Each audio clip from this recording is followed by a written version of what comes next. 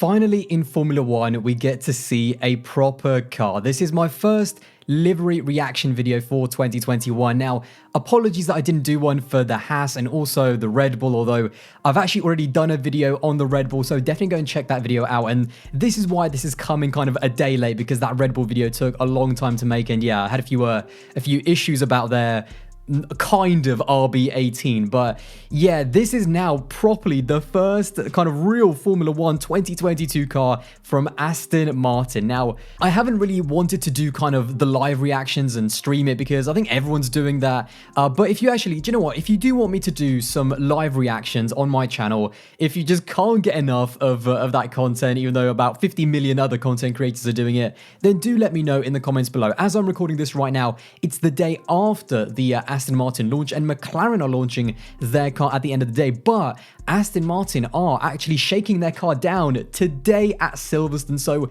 we are going to get, hopefully, to see our first kind of glimpse of the first 2022 car actually on the track. So much excitement, and again, finally, we have a proper 2022 real car in front of us. So yeah, I wanted to do a quick reaction video because, I mean, yeah, a beautiful livery, a beautiful car, an interesting, I was going to say amazing, but I'm going to say an interesting kind of launch event by Aston Martin.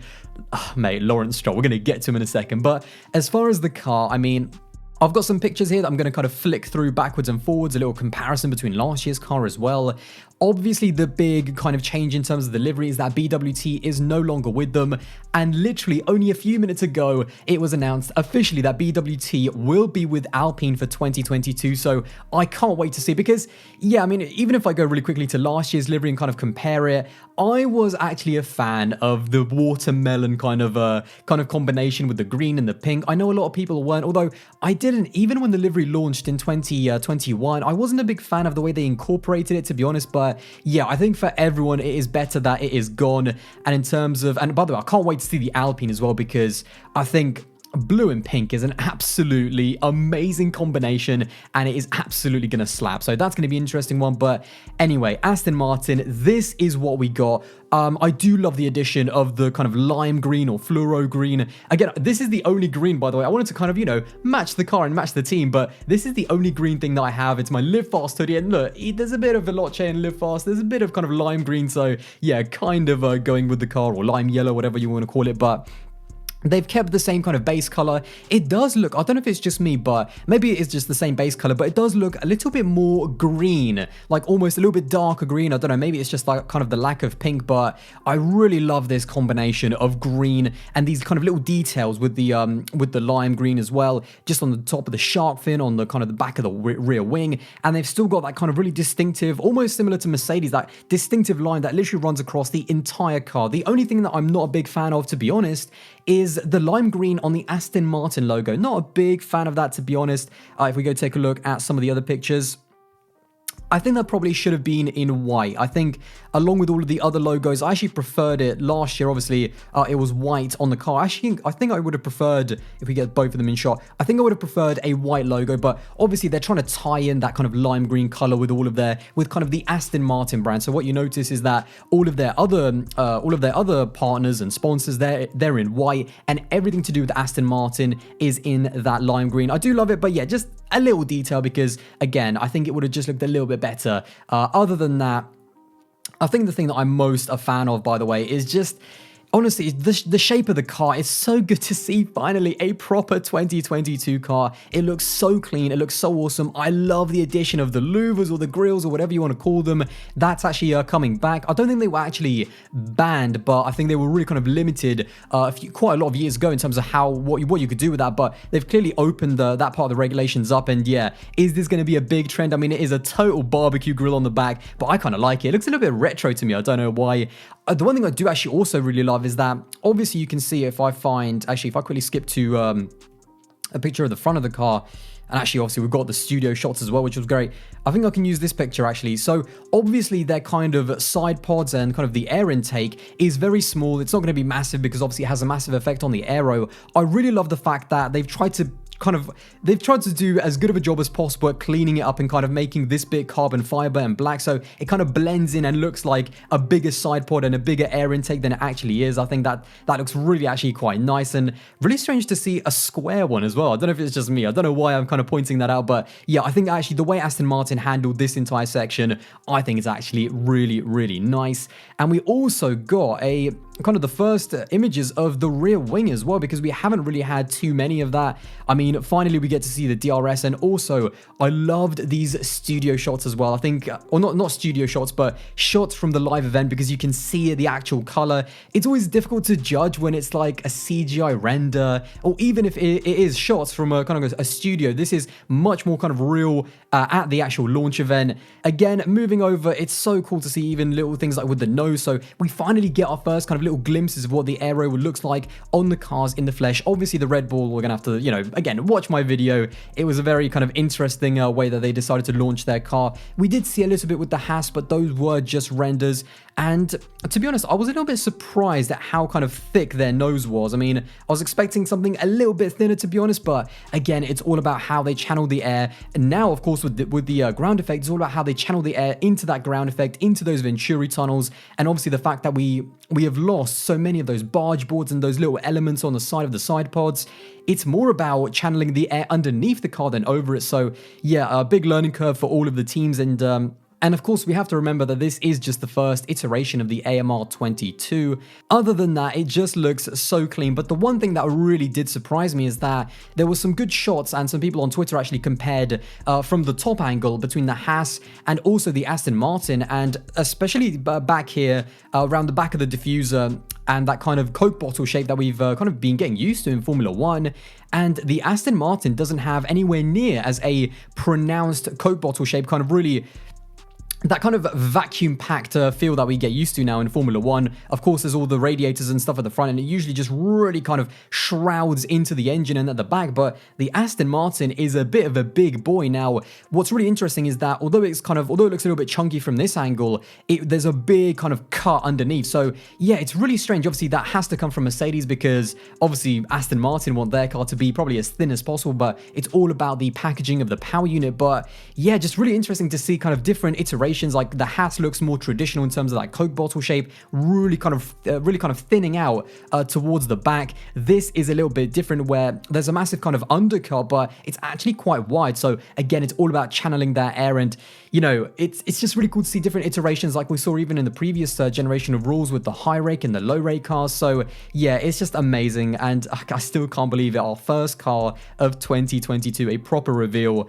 And it was just, yeah, I think I'm so excited to see this car also, as I said, out on track. They are literally shaking it down today. I mean, we're going to see hopefully we're going to see our first images of a 2022 car out on the track. Also, Aramco has now joined Aston Martin as one of their main sponsors as well, so you can see that on the rear wing. I was a little bit surprised actually, and maybe it is just kind of for the color and for the continuity of the kind of livery. There isn't as much kind of Aramco blue, to be honest. Obviously, if you kind of even get rid of the rear wing and just look at this part of the car, obviously it's green and kind of that lime green. So yeah, I was a little bit surprised that there's no kind of Aramco blue, but at the end of the day, I actually think that's for the better, because I just think that livery, as it is now with no blue, it's just a more cohesive livery. But yeah, I mean, again, I'm half sad to see the pink go, but I think it is for the better. And when it comes to the livery itself, I mean, I think it is just absolutely amazing. Definitely the best livery that we've seen so far. 3 down, 7 to go. We have McLaren tonight,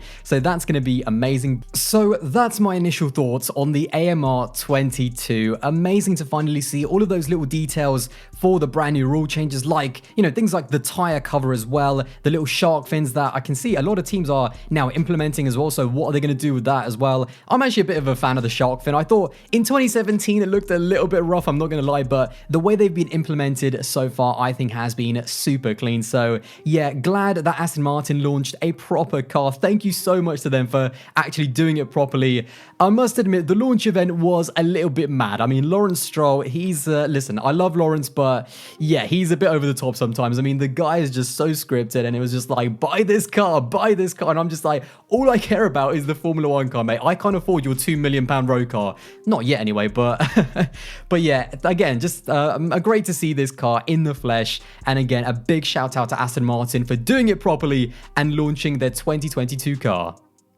So that was my reaction to their new car, but what I want to do now is talk about just a little bit more about Aston Martin, the season ahead, and also why I am just so excited about that team, probably more than anyone else. And I feel like there's so much untapped potential in this team, but I also think there's so many exciting changes. I did think it was a little bit strange, obviously, to have the launch of their brand new car and also all of these big announcements with their sponsors and not have their brand new team principal, Mike Crack, there. He hasn't actually officially started. I mean, obviously, there's a lot of stuff to do with contracts and probably his previous work as well. So yeah, I just thought that was a little bit interesting, obviously, to not have their team principal, but we did get to see Lance Stroll and Sebastian Vettel. Oh my days.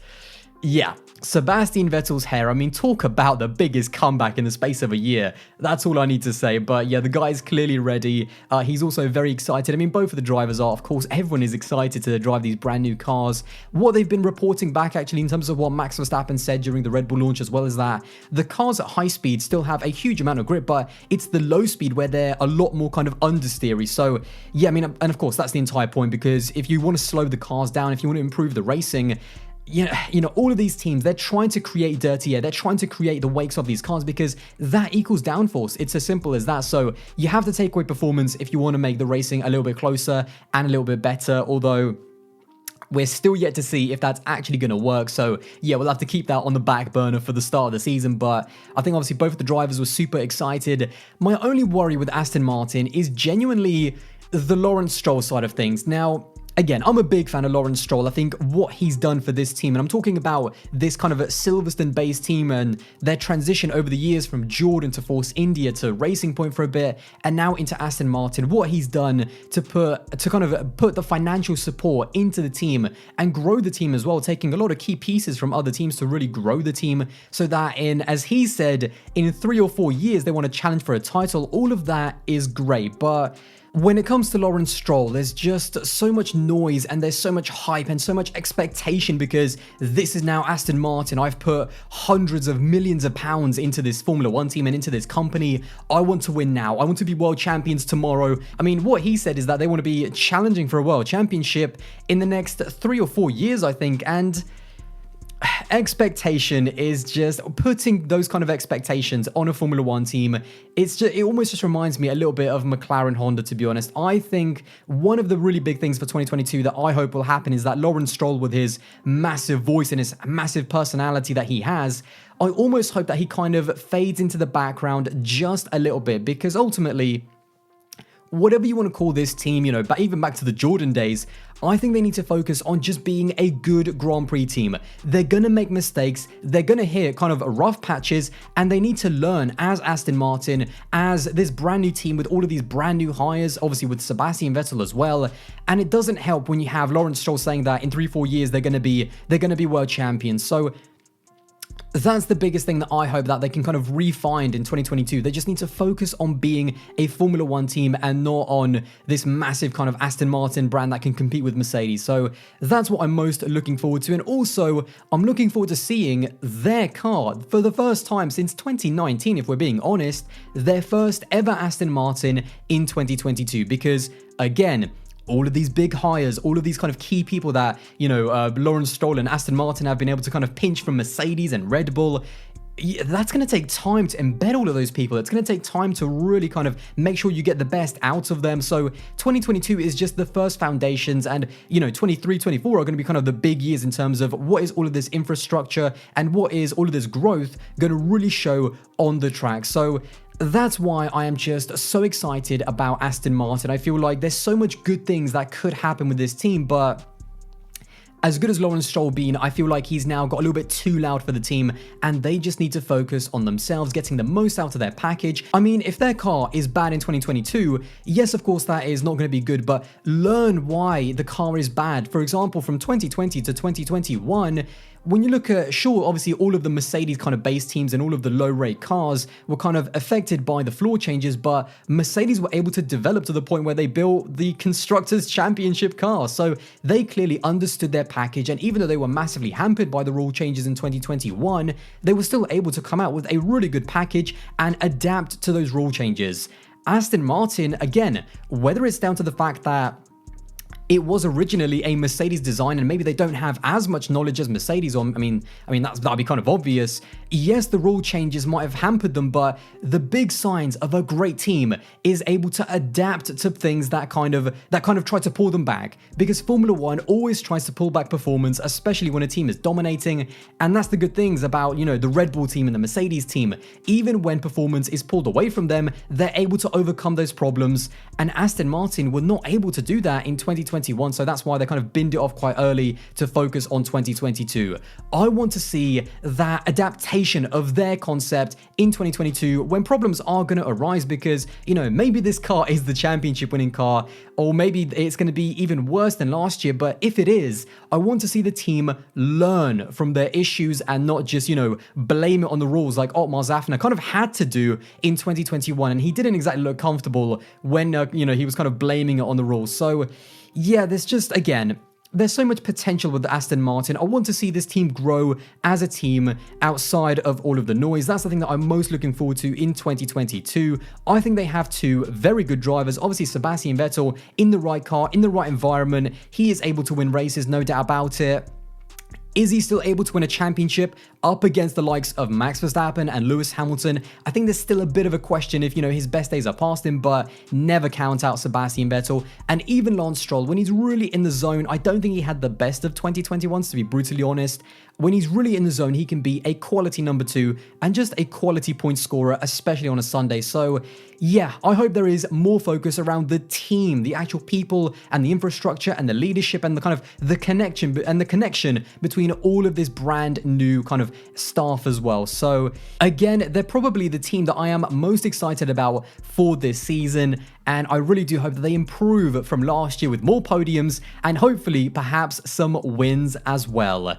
Anyway, there you have it. That is my reaction to their livery and also just a look at the team itself ahead of the brand new season. Let me know all of your thoughts in the comments box below. And if you did enjoy this video, then don't forget to smash that subscribe button. That would be greatly appreciated. And I will see you in the next one.